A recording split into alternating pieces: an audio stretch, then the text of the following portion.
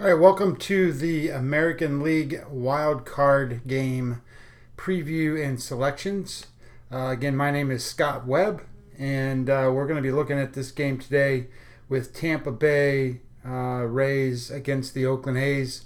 This is going to be Charlie Morton for Tampa Bay and Sean Manaea going for the Oakland A's. And currently the line is the Oakland A's are minus 126. The over-under is 7, shaded to the over at 120. The line opened at 7.5, and Oakland minus 150. So we're seeing some money coming in on Tampa Bay. We're also seeing money that came in. Well, I guess it's not really come in. The number's 7, but it's shaded to the 120, so it's theoretically about the same number. 7, 7.5, depending upon where you play. And we're going to look at this game in a couple different ways. First of all, kind of break down the agenda. We'll go over my numbers, my line, and my total for this game. Then we'll look at the starting pitcher metrics, the xFIPs, the Sierras, that kind of stuff. Then we'll look at the 3 true outcomes for the starting pitchers, base runners, strike zone, that kind of stuff. We'll go over a little bit of game flow. And then bullpens, offense, and then the selections. We'll try to make this a little faster than yesterday. Not as much to talk about today as there was in yesterday's game with the National League. So in this particular matchup, my line on this game is a little skewed, and that's because Sean Manaea accounts for a certain number of wins for the Oakland A's that is disproportionate to the quality of pitcher he is. It turns out to be Tampa Bay minus 183. But if you go back and kind of break it down a little farther, a better line is I like Tampa Bay as the favorite in this game, probably in the neighborhood of 125, 130. So we're looking at Tampa Bay as a dog in the 116 to 110 range.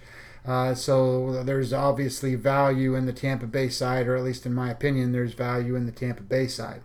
So then in terms of the total, my numbers came out to 7.8 runs, so 7.5 is where I would set the number at. And it's basically 7.5, so not 2 tons of value in the total at this point. When it comes to the starting pitchers, let's start with the breakdown of the metrics, and we want to look at the numbers comparative Morton and Manaea. And again, I don't look at the season-long total. I look at the last 30 days total.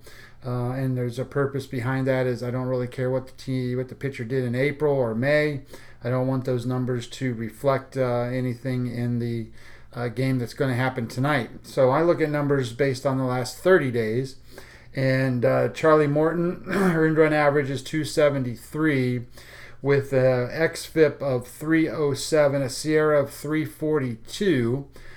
Keep in mind the xFIP and the Sierra are the numbers that are predictive, showing that he's pretty close to what his earned run average is. So in theory, he's pitching slightly worse than what his ERA is. His FIP number, fielding independent pitching, is 288. And again, xFIP is slightly higher than that, and Sierra is almost a half a run higher. Sean Manaea, his earned run average 121. His FIP is a 342, so fielding independent is 342. Now, we look at these numbers because this tells you how much control a pitcher has over a game. Fielding independent pitching. That means that the pitcher controls the game without having the defense to participate. So in his case, 342 is worse than Charlie Morton 288. So Charlie is way less reliant on his defense to make the outs. He controls the game better. When it comes to the xFIP number, you're going to see that that's even a bigger gap.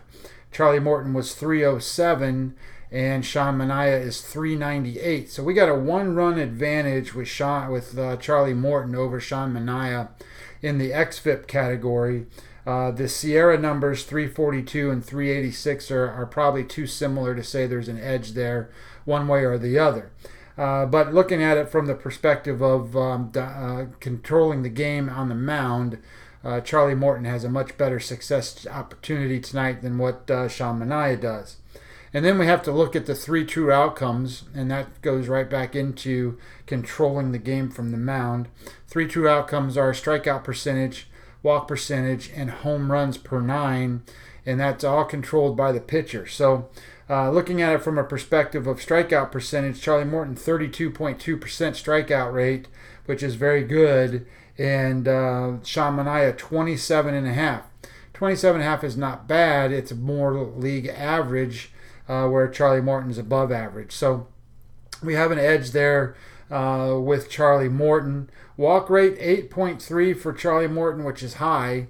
Average is going to be more around that 6 number, 6.5, and that's right where Sean Manaea is, 6.4. So a little bit of an advantage in terms of putting guys on base control-wise from Sean Manaea. Then home run rate, 0.61 per 9 innings for Charlie Morton, very, very good, and 0.91 for Sean Manaea, which again is good, not very, very good, because he's pretty close to averaging 1 home run per 9 innings. So when it comes to an advantage there, you got to look at Charlie Morton and say, yeah, he's got a little bit of an edge, but that shows up in the xFIP number, so it's pretty much kind of washed up there. Base runner wise, we want to look at ground ball percentage. And Charlie Morton is 51% ground ball rate, which is very, very good. That means balls get hit on the ground, easier to make outs, make plays for the defense. Sean Manaea, 41.2%. That's not a terrible number, but at the same time, it is a low number. So he's going to be a fly ball type pitcher. That tends to mean that balls get up in the air. Balls that get in the air go for base hits. They also go for extra base hits. So there's a potential for damage there. When it comes to the walk rate, we talked about that a little bit. Sean Manaea 6.4 and 8.3 for Morton. So Morton needs to make sure that he controls his control today. You know, it could be precise on his location and command. And then we want to look at the whip rate. Whip rate is walks plus hits divided by innings pitched. And Charlie Morton 104, so that means he's very good. Basically, one guy gets on base per inning. And for Sean Manaea, it's 0.78, so even better. So we're going to expect these to be a hard way to go for the offenses here. And then the last part of this is the hard hit rate. So we're looking for numbers that are 30 or below, and Charlie Morton is 32%, so he's pretty good. And Sean Manaea 47, so that's not very good. So that means that when contact is made off of Sean Manaea, 47% of the time, it's hard contact. So balls are being put in play at a hard rate. Well, I shouldn't say put in play at a hard rate. So that's a detriment on the Sean Manaea side. So there's a couple other things we got to look at here. We want to look at how their quality of their stuff is. So we're going to look at the O swing percentage and the swing strike percentage. O swing is basically balls that break out of the strike zone, and how many times they look favorable to a hitter, and they swing and they miss. And 30% is a pretty good number, and Morton's at 29.6 and Manaea's at 32. Not that either one of them have an edge over the other one. They're pretty close numbers there and very good respective numbers. Swing strike percentage, kind of the same way, except for these are balls in the strike zone that batters swing and miss at. Gives you a pretty good indication, too, of the quality of stuff. And swing strike percentage for Charlie Morton, 14.5%. And for Sean Manaea, it's 11.9, so 12%. So both are very, very good. Probably not too much of an advantage either way, with slight edges going to Charlie Morton. Now we're going to talk about BABIP again for a minute. BABIP is the batting average on balls in play, and you want to take the reverse on these, right? So if it's a high batting average, that tends to be that the hitter has been lucky in a sense that when he's made contact with the ball, it hasn't found a fielder. If it's a low batting average, then the hitter has been unlucky and has hit the ball to a fielder. So in this case, the batting average against on balls in play for Charlie Morton is 288. The average number is going to be around 250, maybe a little lower than that. And at 250, so he's slightly high there, and that means that he's been unfavorable or unlucky to a certain degree. So that should mean that he should see more balls hit towards fielders, just to balance that out and balance it towards the mean. And on the other side, Sean Manaea is a 194, so he's been extremely lucky. And if you consider the fact that you're looking at a ground ball rate of only 41% and a hard hit rate of over 47%, this is where your first signs of trouble for the Oakland A's kind of kick into play. That Charlie Morton has an edge here, and Sean Manaea does not, in a sense that balls in play should find holes. They should be hit harder, and they should be fly balls. That all counts towards productivity for the Tampa Rays in this particular case. Game flow wise, I expect both pitchers to go deeper into these games than what you saw from, say, for example, Milwaukee yesterday. We knew Milwaukee's pitcher wasn't going to go deep. His pitch counts weren't that high. Sean Manaea has made 5 starts since coming off of the disabled list or the injured list, and his pitch counts are 82, 89, 95, 96. So he's going to throw, 90 to 100 pitches, whatever he can get. And obviously Charlie Morton's been pitching all year, so there's no issues with these guys being taken out of the game unless obviously the situation is that they don't have their stuff and they got beat up a little bit. So game flow wise, I think you're going to see the pitchers go deeper into today's game. And I think that there's a couple things to keep in mind here. That one of them in particular that it's an edge to the Tampa Rays is they have flexibility of their roster. They have guys that all season long and all year long have been situational players, and they're going to be prepared for these types of scenarios more so than what Oakland is. You might even see pinch hitters. When guys go righty-lefty, you're going to see a lot of different things from the Rays that you won't see from Oakland. Oakland's going to keep their standard lineup in there. That doesn't necessarily mean that that's a significant edge, but roster flexibility of the Tampa Rays is an edge that I don't think a lot of people are going to give them, but I think at the same time they deserve one for that. A couple notes here. Tampa Bay against left-handed pitching, they are 33 wins, 25 losses, so they're favorable against left-handers. Their weighted runs created plus is 101, which is slightly above average. They rank 11th in baseball when it comes to that. So I don't think you're going to see a team that is going to be disabled because they're facing a left-handed pitcher tonight. Charlie Morton has a lot of post-game exposure. Sean Manaea does not. He has not pitched in a playoff atmosphere yet at all. And if you remember looking at what was going on in Washington last night, playoff baseball is something special, and people get excited about those games. And we'll have to see if Manaea can control his emotions here. Charlie Morton he has got 6 games started in the postseason. He's an average pitcher. His game score is a 50. That's average. He's made 31 innings in a third, 26 hits, allowing 16 runs, 31 strikeouts in 31 innings. So that's pretty good. 16 runs allowed in 6 games. So that's not terrible. His earned run average though is 460. So when you look at those, a lot of times you got to look at who he faced, and the Boston Red Sox and the New York Yankees kind of lit him up when he pitched against those teams, and he did better against, say, the Dodgers. So it just depends. We'll see how it goes for him today. I do think that he's had great success against the Rays or the Oakland A's this season. He made 2 starts against them, 13 innings, only 6 hits and 1 run. And he struck out 13. So his earned run average 0.68, batting average against his 133 against Oakland this year. And he's been a pretty good away pitcher too. Earned run average 359, batting average against his 238 on the road. And he's a better nighttime pitcher. So I like the idea that his best starts are going to be at night. He's quality on the road. He's made 16 away starts, by the way, and the Rays are 11-5 in those starts. So there's some significant edge to him on the road.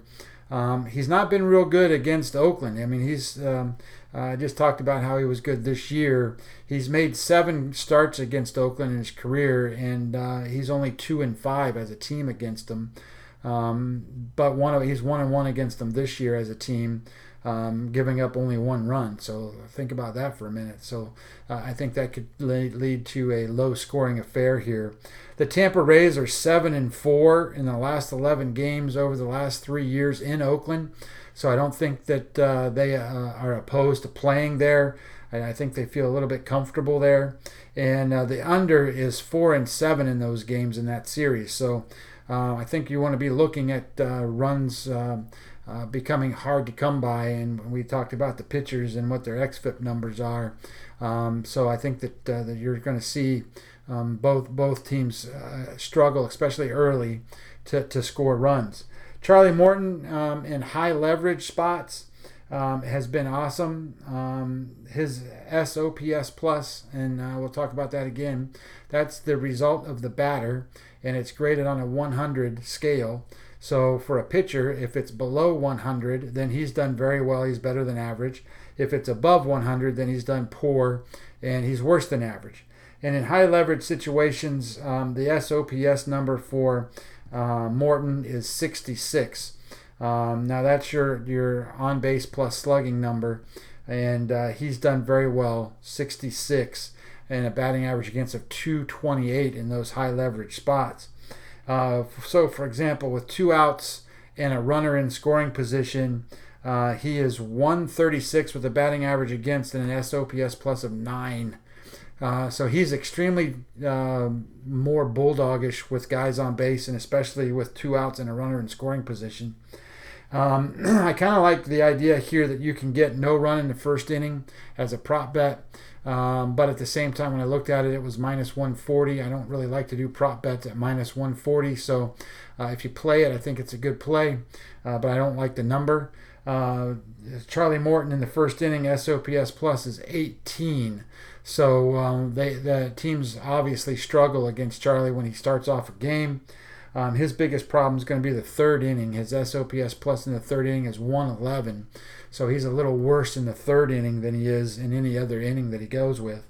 And again, we talked about earlier a little bit that Charlie was better at night, and his night SOPS plus is 59. And the other thing I looked at too was days of rest with Charlie. He will be at least 6 days. His last start was on September 25th. And his SOPS plus on days of rest of that length, he's only had 3 of them. Most of them been 4 or 5 day starts. This one is 6. His OPS plus is 46 when he's had great rest. Batting average against is 167. So again, we're looking at a strong performance opportunity problem for Oakland here. Charlie should have his best stuff tonight, and the numbers kind of look at that. The other thing I looked at too was what kind of pitches does Charlie throw, and his best pitch is his curveball. And in fact, it's the best curveball in terms of value rate in all of baseball. Oakland is number 16 in baseball, so a little bit below the average, not by much, but a little bit below the average against curveball. So a curveball slider combination from Charlie would be good. 16, Oakland ranks 16 against curveballs. They rank 17 against sliders. So I think Charlie sets up pretty well in this spot. Oakland hits fastballs at number 6 in all of baseball. Now, when you talk about Oakland a little bit here, this kind of plays into some of these advantages that Morton has. They've played 6 straight unders coming into this game, and they've had 7 straight games where they've scored 3 runs or less. And that's against the pitching of the Texas Rangers for 1 game there, and then the Angels in Seattle. Not the stalwarts of the pitching world, and offensively they've been struggling, and we'll kind of go over an offensive number here in a minute. But we need to talk about Sean Manaea. You're going to see a loaded right-handed lineup, I assume, from Tampa today. Right-handed batters, though, are only batting 129 against Sean Manaea. So again, that's another under type number written all over it. But he's only pitched in 5 games, but those 5 games matter in this particular spot. Sean Manaea at home this year, he's made only 2 home starts, but in those 2 home starts, he's given up 3 home runs. So as we talked about yesterday with Max, he was going to pitch really well, but he has a susceptibility to home runs, and now you have that same problem with Sean Manaea today. And we already talked about hard hit percentage and fly ball percentage, so there's opportunity here for Tampa Bay. After the first batter of the game, he's very poor against leadoff hitters, leading off innings. So that means that Tampa Bay has the opportunity to get guys on base. His SOPS plus versus the leadoff hitters are 146. So that means he's 46% worse than average against the leadoff hitter opening, say, the 2nd inning, the 3rd inning, the 4th inning, the 5th inning, that kind of thing. But he's been real good in high leverage spots, and he's been real good with 2 outs and runners in scoring position. Granted, he's only made 5 starts, so he doesn't have that many opportunities to run up those numbers. But he's been really good in those spots. In fact, looking at all of his starts this year, in all 5 starts, he has not allowed a run until the 5th inning of any game this season. So that's going to tend to lead into one of my plays today. We're going to look at a first 5 opportunity to go under the number. And he's very problematic the 3rd time around. So if he gets into, say, the 6th or 7th inning, that's where I think the Rays have an opportunity to capitalize too. Now, the other problem with Sean is that he's been better in day games than he has been in night games. But again, keep in mind it's a short or limited exposure.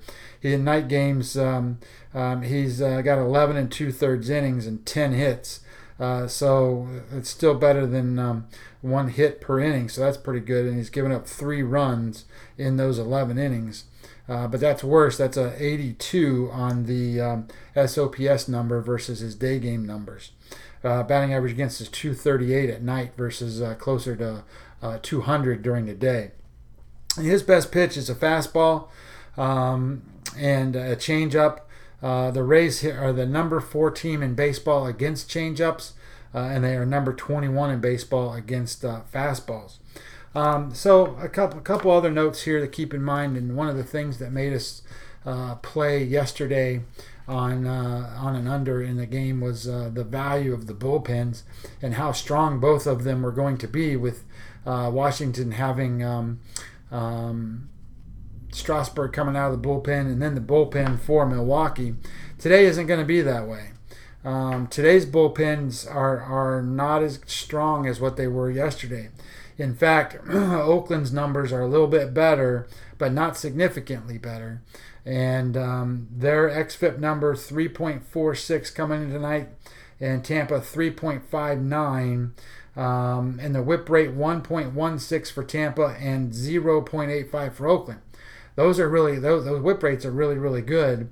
But when you start to look at who those players are, what they look like, and the caliber that they have, you find out that the Rays have 7 guys over the last month that have pitched at least 10 innings in the bullpen. And they're looking at like Diego Castillo, for example. xFIP is a 3.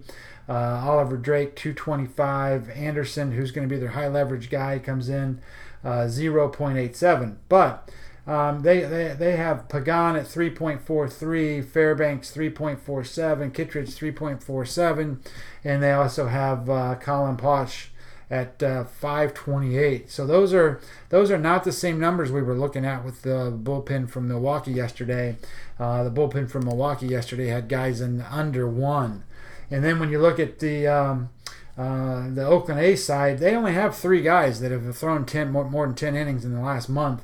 393 from Petit, Yasmiro Petit. Liam Hendricks is 230.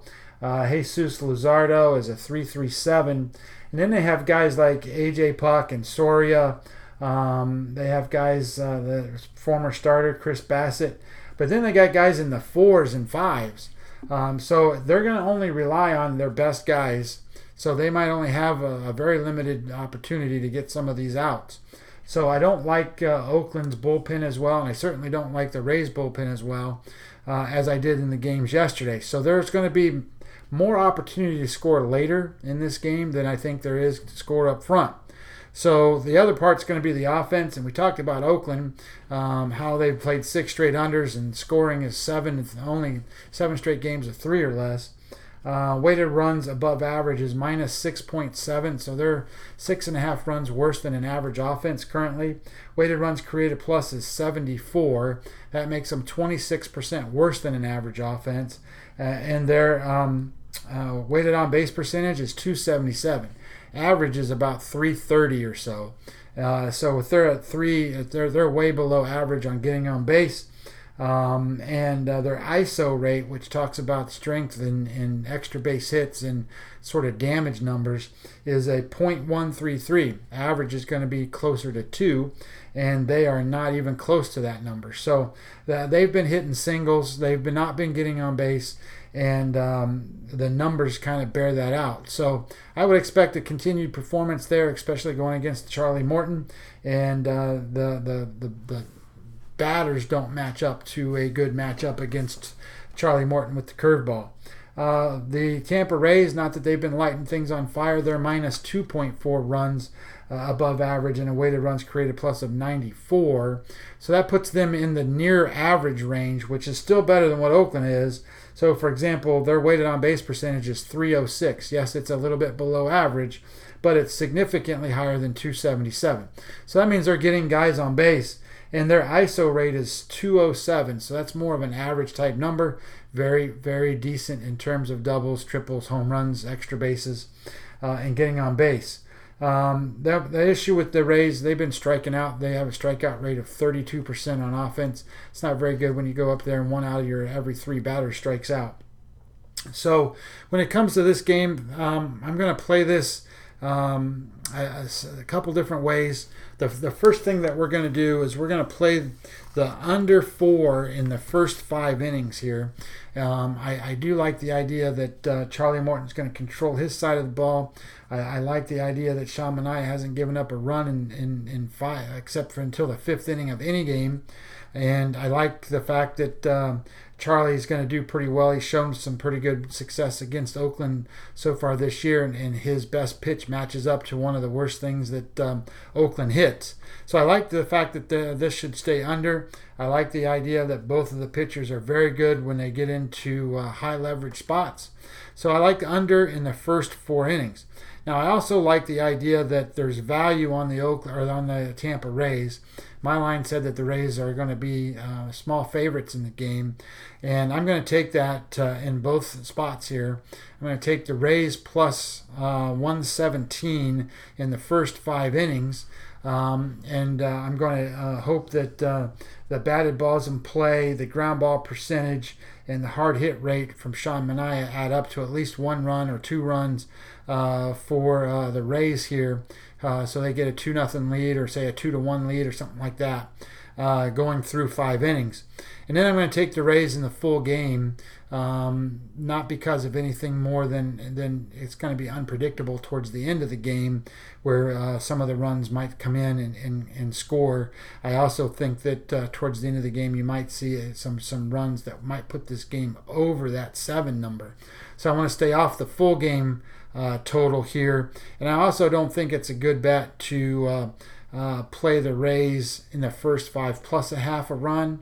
I mean, if you play them, if you play them at plus a half a run, then you're gonna, if they tie, it's 2-2 or something, or say it's 1-1 or whatever. But you're paying minus 135, minus 140 for that.